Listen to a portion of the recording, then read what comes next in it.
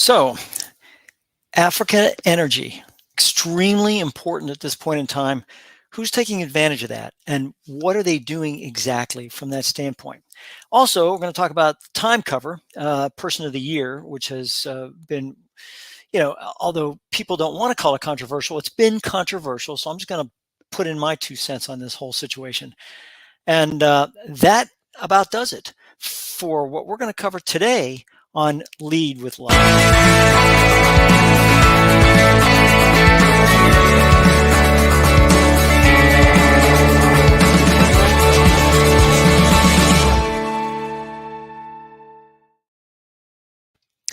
Hi, everybody. My name is Chris Greco. I'm your host here for Lead with Love. Today, we're going to have interesting subjects. Again, this is a very eclectic show. So we're going to have different subjects kind of fly in, from all angles, like that. If you have any questions or you have any comments or suggestions or anything else, please, I'm right here.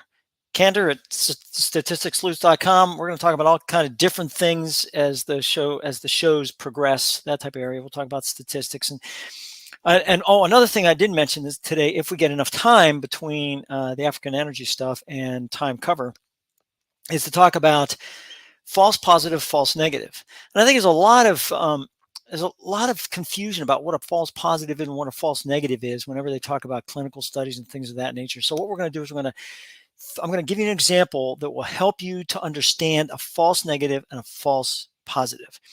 And hopefully this will help you to understand the difference between those two. Also, maybe I'll shave some time in the near future. I don't know. Ran out of razors of all things. Anyways, and it's nice not being in the military. I don't have to worry about this. It's just like whatever. If it upsets you, sorry about that. Give me an email and I'll make sure and shave before every show. So anyways, let's talk about African energy. This is really interesting how this is all going. So basically what's happened is, like China, for instance, China has stated that by 2030 or by 2030, 2060, one of those two, they're going to cut all their carbon dioxide down by half, right? And you wonder how they're going to do that. Well, they're going to proxy their energy. That's what they're going to do. Instead of having them commit violations of the COP, whatever it's called, the climate change people, they are going to outsource. They're going to outsource their pollution. That's what they're going to do. They're already doing it. Serbia has Chinese steel mills in it, right? India is producing steel. Where are they sending it? Sending it to China, sending it to all Russia and other places, but they're sending it to China. They have coal. India has discovered coal. So they're doing a lot of stuff with coal, including burning it, which of course produces carbon dioxide. So there you have it. But nobody's busting on India because technically India is still a developing country. So that's kind of interesting. So what they're doing is, smartly so, I might say, they're taking the language of the climate people and are throwing it back in their face. And unless you do something from that standpoint where you can, catch them on that, what they're doing is perfectly legal. They're going to lower their carbon dioxide by outsourcing their pollution to other countries that are developing countries and don't pay a carbon tax. So, although I don't like what they're doing, it's brilliant from the standpoint of working around the system. So you do it with contracts, right? So this is basically a contract. So this is what's happening here. So I wanted to talk about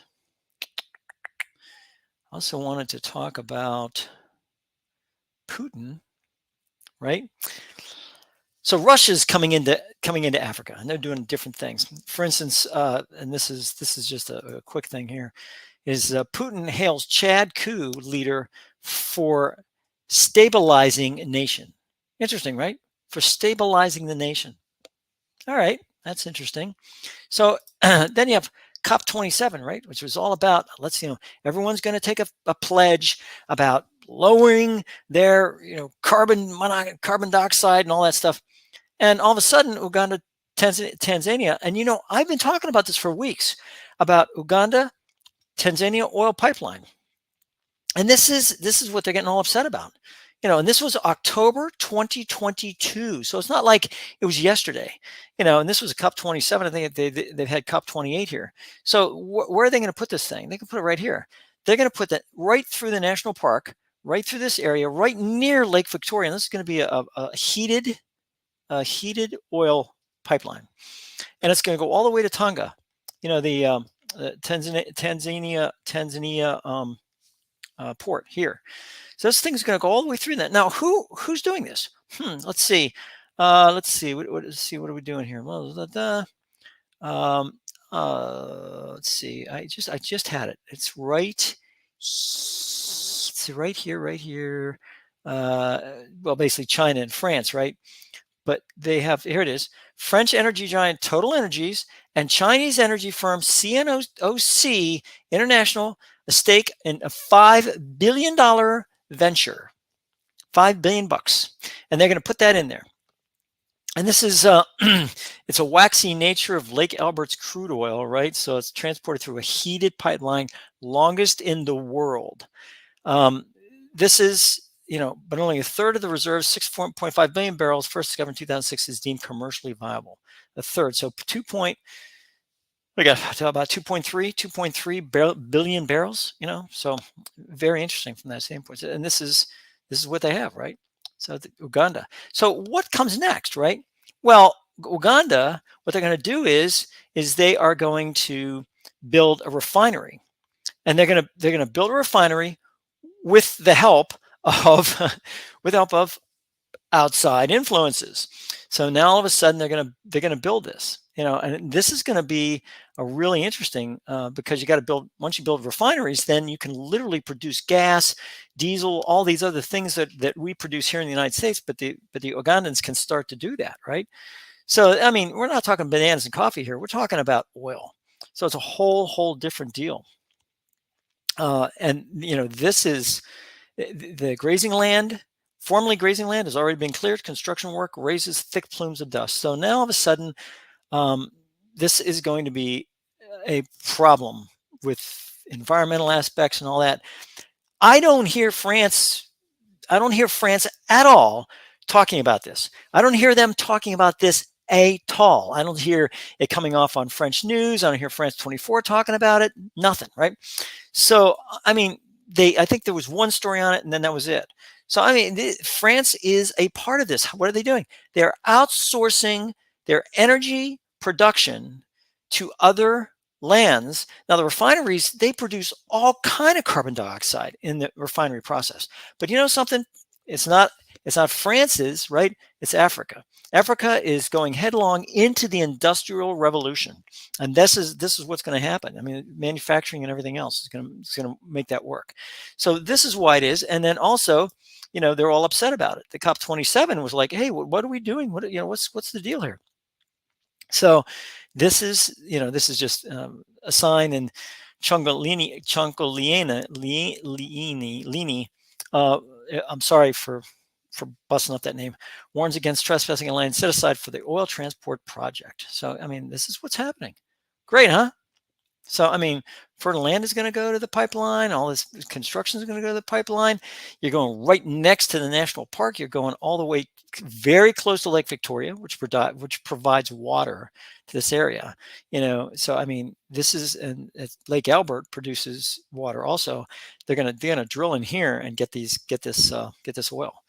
So I mean, there's some issues here, folks. There's some real issues, but nobody seems to be covering it. And the United States, I love the way the United States does this. Like, well, whatever. We're not gonna worry about this. We're not gonna, really? You're not gonna worry about this at all. That's interesting, because what happens is, and this is actually pretty cool. If you take the where it's located from, Uganda and Tanzania. I don't know which way to pronounce that. Just email me and tell me. I should probably look it up. So this is what's happening. So here's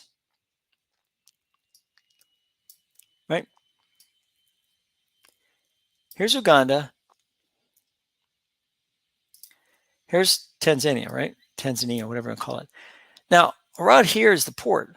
Look where they can send it to. Send it to Let's see. Oh, India.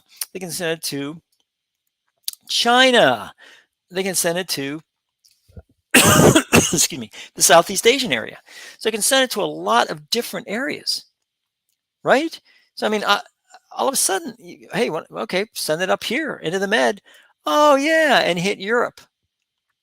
And hit Europe. All of a sudden, France and China find themselves to be rich, right? You really think that they're going to allow Uganda and Tanzania to get a most of the money from this thing? No. China's going to take money and France is going to take money. So what about Germany and the rest of them? France could care less.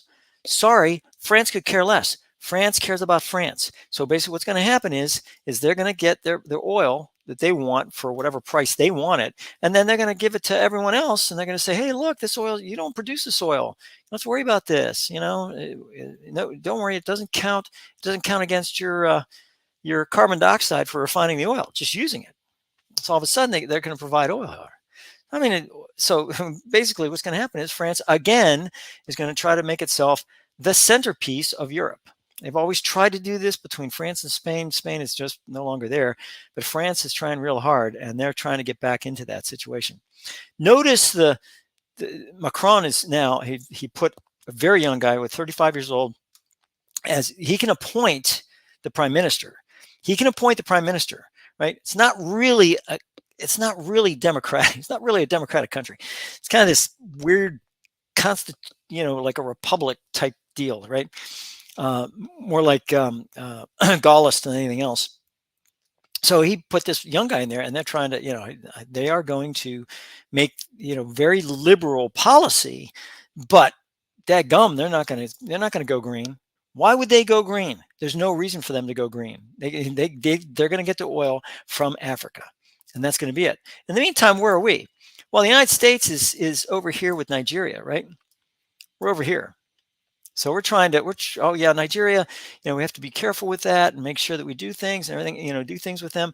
Well, in the meantime, Abuja is having all kind of problems with kidnapping and everything else. And the problem is that Russia also, Niger is right here. They just had a coup. They love Russia. So all of a sudden, they're going to be right here along this border here. And if the U.S. isn't smart enough to be able to get some of these other countries, then Nigeria is probably going to go Russian. Because why would they? I mean, so what's the name? Blinken went over with a couple $1 million, off from, hey, look, we're going to do this and, help your infrastructure with a couple $1 million. Well, did he tell them that they're giving Ukraine billions? They're giving Ukraine billions for war. Why aren't we giving billions to Nigeria for peace? This makes absolutely no sense to me whatsoever. But hey, what do I know? I'm a retired military guy. The only thing I know is that Ukraine's getting blasted. Russia's every so often they get a hit. But in this country, in this continent, they're like a lot of coups happening, and it's they're driving the French out. And they want another country, and they're going to get Russia. Russia's going to walk in there, and they're going to do whatever. And a lot of people say, Chris, you're panicking. It isn't going to work that way. It's going to be okay. No, I don't think so. And here's why I don't think so. It's because, on January 23rd, right, and which is what, a couple of days ago, if not yesterday, whatever it was, Tuesday, they meaning Putin and Sisi, who the Egyptian president, have just said, hey, we're going to go to the next step on making nuclear power. Russia is helping Egypt build nuclear power plants.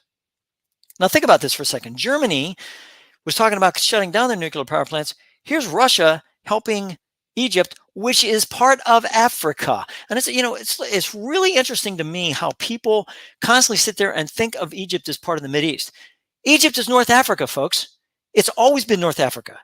It's, yes, it's got, the Golan Heights. I mean, it's got all kind of different areas, right? We talk about these, Egypt going across there, and all of a sudden you have them in the Middle East. But Egypt is North Africa. Russia is putting their foothold in Africa.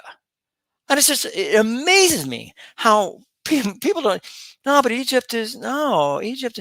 Do you know that the federal government, up until I think it was a couple of years ago, if not last year, the year before, counted non-black Africans as whites? That's right. If you were from Egypt, you were counted as white. As white. Then they started to increase the number of categories there. But I'm sitting back going, they're African American. If a person has their great grandfather from Egypt, they're African American. African American folks. It's not. It's just. It amazes me the absolute sometimes geographical literacy that we have in this country. It's craziness. Guyana, Ghana. What's the difference? Give me a difference between Guyana and Ghana. See if you can figure that one out. Give me an email. Tell me where's Guyana and where's Ghana. Don't look it up. Just guess. Just think. Oh, where do you think they would be? Right. I mean, it's amazing the differences that in education and what we're covering. I mean, what we're covering now is programming. Oh my God, we got to get computer programming. Why don't we cover geography? Why don't we cover international politics? Why don't we cover international affairs? Why don't we cover that stuff? Kids are really smart. They can get this stuff. They really can. And once they get that niche, then they realize, wow, there's more in the world than just the United States and Canada and Mexico. And it's, it's just, wow. And all of a sudden it's a whole different deal for them. So, I mean, ask your son or daughter to go to a map and identify Central America. Just identify Central, circle it. Just circle it. Make sure the map's not labeled and just, where is it? Just show me where it is. Then if you can, hopefully you can, show them where Central America is.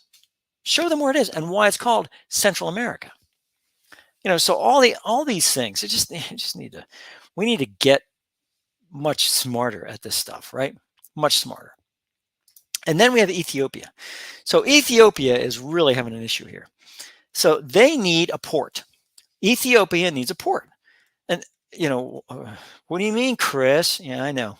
So let's talk about Ethiopia here for a second. Okay. So here's Sudan. I want to make sure that I point that out. Here's Egypt. Whoa, it's in Africa. Then you have Sudan. Then you have Ethiopia. What doesn't Ethiopia have? Well, you see this blue? This blue is water, right? There's port area here, but that's Eritrea. I have all the port area. Djibouti has the rest of the port area, and then Somalia has it, but there's a little pop of land here called Somaliland. And they've kind of said, we're separate from Somalia. We have our own, country deal, blah, blah, blah, blah. Somalia hasn't really, said, yeah, they do, but they're trying to. Ethiopia is trying to say, look, why don't we talk about this for a second? Why don't we make you part of Ethiopia, or at least have access to your port area? Because when Eritrea, when they did the entire rebellion and everything else, and then they were allowed independence as a country, they took all the port area from Ethiopia. That's why Ethiopia was fighting them so hard. If they would have said, look, you can have part of the port area, that would have been fine. But when they took that country all the way to Djibouti, now all of a sudden they got all the port area. I mean, think about it. Let's say a country came in and said, we're going to take California, Washington, Oregon, and we're going to take all the East Coast area. Only about 10 miles in, but we're going to take both the East Coast and the West Coast. You have no port. You have no more ports. The only port we have is the St. Lawrence River going out into the Atlantic. I mean, so what do you do? Well, no way you're going to take our ports. Well, I mean, here we have it. They took the ports, and the UN allowed it to happen. I was like, oh yeah, okay, life is good. This was 1970s, folks. It was 1970s, late 1970s. When it first came in intelligence. So it's this. You don't understand. They have no port. They are a landlocked nation. Landlocked. They weren't. Now they are. So they're fighting that, saying, "Hey, look, we want. So we'll go over here to Somaliland. We'll take some of this, and we'll figure out what we can do to get port facility again." This is a big deal here, folks.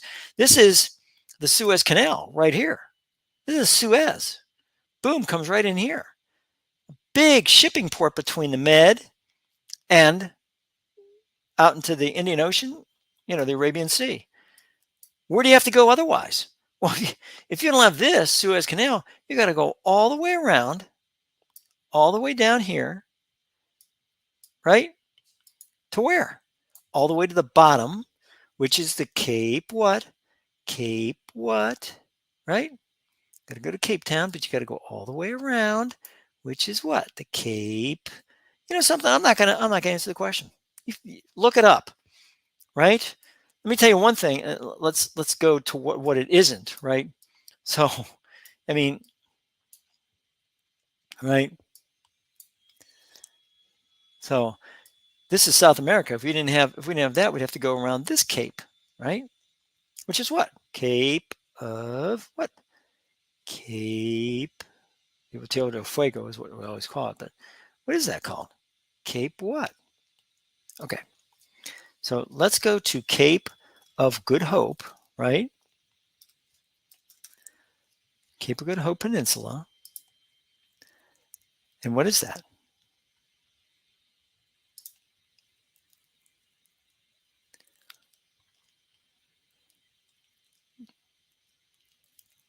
Cape of Good Hope. All right. It'll go all the way around there. Okay. Look where it is, right? Okay. Now let's go to Cape Horn. And where's that? Well, that goes on the other side. Comes around like that. Cape Horn's here, right? So Cape Horn is South America. Cape of Good Hope is Africa. And this, everyone says, oh, Cape Horn is here, right? Cape Horn is here. No, that's the Horn of Africa. That's the Horn of Africa. Looks like a rhinoceros horn. Horn of Africa. That's what it is. Okay, so now we know Cape of Good Hope, Cape Horn, those differences, and then the Horn of Africa. All right. So that's where everything goes. Okay. All right. So enough of this and enough of this. What we're going to talk about next is time covers, right? We're going to talk about time covers. 100 years of time covers. We're just going to take a look at some of these. First of all, we know how all these occur, right? So this is the 1920s, right? There's a dog, right? It was originally, Joseph Cannon, Sigmund Freud, Charlie Chaplin, Baby Basset Hound in 1928. Just remember that Taylor Swift is a time cover person now. So she shares it with all these other people, right? Baby Basset Hound. Just thought I'd throw that out there. What else have we got? Let's see. Got Man of the Year is Gandhi, Gertrude Stein, Henry Pouilly. Henry Pouilly. Who is Henry Pouilly? Who is Henry Pouilly? Interesting, right? 1934. Who is Henry Pouilly? I mean, it was a whole movie about him. Whole movie about him, his history, the whole 9/10. Joe DiMaggio, Ernest Hemingway, Britain's Neville Chamberlain, 1938. Man of the Year, Hitler. I just thought I would throw that out there. She shares it with Hitler. Okay, Man of the Year. Okay, just throw that out there. Let's see what else. Then we have Rita Hayworth, Land of the Free. Thank you. So that's a good one. Joseph Stalin. Joseph Stalin. She shares it with Joseph Stalin. Who else? Hitler X, whatever that means. Jackie Robinson, The Night Before Christmas, and Louis Armstrong. Good. So far, so good. I mean, not bad, right? Then we have some other ones. Fighting Man. This is 51. So, I mean, the Fighting Man, right? And then Queen Elizabeth, Frank Sinatra, Marilyn Monroe, The Recession, Dwight Eisenhower.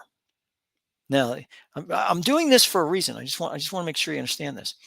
Jacques Cousteau, Oscar Robertson, John F. Kennedy, Cassius Clay, who later became Muhammad Ali, Martin Luther King Jr., 1964, Chagall, the Beatles, Bobby Kennedy, Man on the Moon.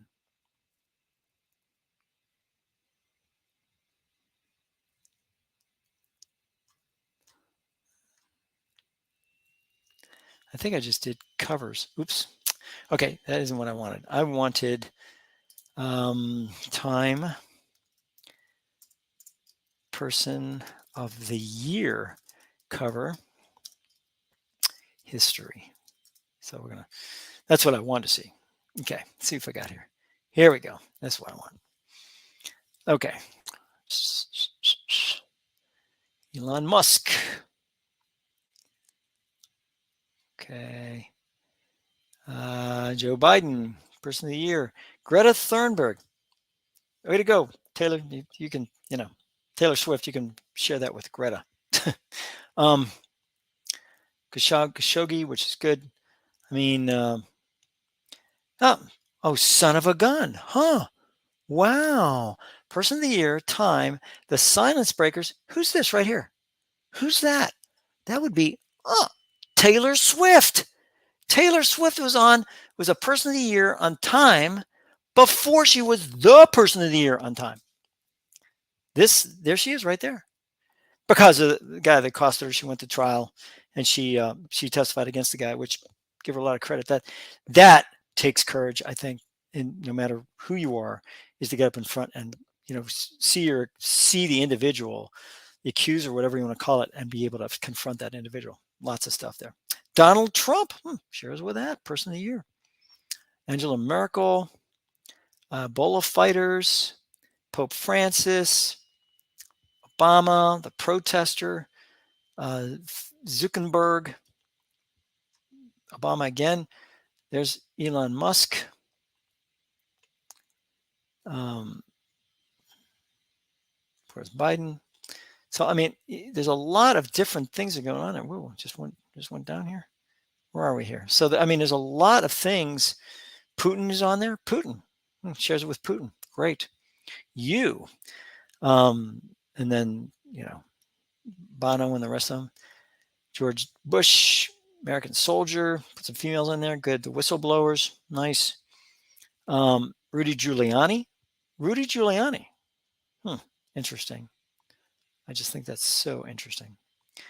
That was 2007 for Putin. So, I mean, there's a lot of things going on there, but I wanted to show you that Taylor Swift was a Person of the Year before she was the Person of the Year. And that was in 2017. So 7 years between that. Don't see anybody else in this area that was a Person of the Year. Nobody else. She was. So you're telling me that not much in the way of, they didn't have much in the way of change other than being, the silence breakers. And of course, she sings and therefore, she's good. So I want to just throw that out there. Those Swifties that are going to email me, come on, bring it on. I think it's very interesting how, people sit back and they take these celebrities and say, wow, they're just so fantastic. Really? Let me tell you something. I'm rooting for the Ravens against Kansas City. Kansas City was a pretty good team. And I really, really was hoping a lot for them. But I'll tell you something. I'm rooting for the Ravens. I'm a Pittsburgh Steelers fan. Pittsburgh Steelers fan. I mean, hardcore fan. I am rooting for the Ravens, Baltimore Ravens. Lived there for 20 years. Saw the Ravens and Steelers go at it every year. But I am all Ravens. I'm going to wear purple. I'm going to sit there with my wife, who's a diehard Ravens fan, and I'm cheering for the Ravens against Kansas City because I would rather have the Ravens go in there against whatever is probably San Francisco than Kansas City and get the heart thing and whatever else as he's going for touchdowns. I'm sick and tired of it. Kansas City needs to say, look, we're not the Taylor Swift football team, but what happens is it gets them a lot of fans, so I'm sure that they love it. But I'll tell you something, it's going to be their downfall. And this is part of the downfall. Fans are going to get sick and tired of this, love affair between one of their players and Taylor Swift, except for the Swifties who love it no matter what. And you got a problem with that? Don't care. Here it is right there. There's your email. Give me an email. Chris, you're an idiot. No, I'm not. But that's okay. You want to be a Swiftie? Have a Swiftie. Be one. Me, I'm out. Thanks a lot, but I'm not gonna be a Swiftie. And I'm gonna show you later on some of her songs and how they follow a distinct pattern. Now, whether that pattern is good or bad, the bottom line is there's a pattern there, and the pattern is pretty distinct, and you can take a look at it and then see how you go from there. So, anyways, I'm going to end it on that, and good ending here, because I'm sure everybody's going to sit there and say, I'm not going to listen to you again. Okay. It's okay with me, because I will be here giving these shows whether you listen or not, and that's okay. And for those people that enjoy the information, and that it's all about sharing, and that's basically what I'm trying to do here. I'll also share my opinion, which you can take and leave whatever you want to do with it. That's fine with me. So this is Chris Greco saying, signing off for Lead with Love, and looking forward to the next episode, where I'm sure I'm going to get a lot of emails from individuals that are going to say, Chris, I don't want to listen to you anymore because you're not a Swiftie fan. And you know what I'm going to say? Say, okay with me, because I don't listen to her songs anyways. So thanks a lot. And by the way, learn, offer, value, and educate, right? And learn from the situation, especially with the geography stuff in the beginning there. Very, very, very important. Understand the geography. I think it's so much better to understand it than to try to figure out what's going on in the world without understanding geography and what's going on with that. Until next time, lead with love.